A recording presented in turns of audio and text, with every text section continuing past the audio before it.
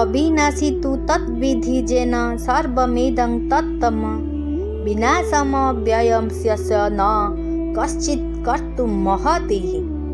जहाद्वारा सारा संसार व्याप्त ताहाकु तुमे अविनाशी बोली जान, केही हेले एही अविनाशीर विनाश करि पारंती नाही। अविनाशी तु तद्विधि। पूर्व श्लोकरे जो सत असत कथा कुआ जाइतिला सेथि मध्यरु प्रथमे सतर व्याख्या करिवा सकाशे एठारे तू पद दिया जाइछि। सेही अविनाशी तत्व को तुमे बुझ। एपरि कहि भगवान सेही तत्व को परोक्ष करिसंती। परोक्ष करिवार तात्पर्य हैला इदम रूपे दृश्य माने ही समग्र संसार रे सेही परोक्ष तत्व ही व्याप्त और परिपूर्ण। वास्तव रे जहा परिपूर्ण ताहा विद्यमान एवं जहा प्रत्यक्ष देखा देउछि ताहा अविद्यमान।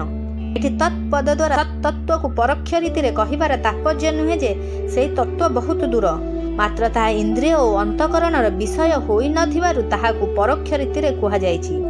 जे न सर्वमिदं ततम, जहाकु परोक्ष बोली कहिसंती ताहार वर्णना करी कहुसंती जे ए सारा संसार सेही नित्य तत्व द्वारा व्याप्त होइछि।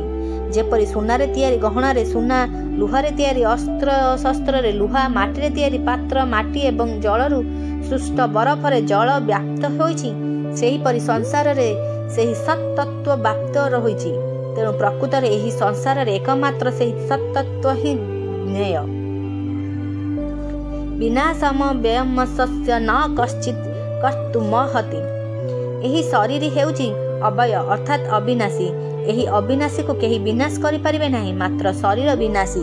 कारण जहा नित्य निरंतर विनाश आड़ को जाउछि सेही विनाशीर विनाश को केही रोकी परिबे नाही। तुमे भाबुछ जे मु युद्ध न कले एमाने मरिबे नाही, किंतु तुमे युद्ध कर बा न कर एही अविनाशी और विनाशी तत्व रे किछि परिवर्तन हेबो नाही। अर्थात अविनाशी अवश्य रहिब एवं विनाशीर अवश्य विनाश हेबो।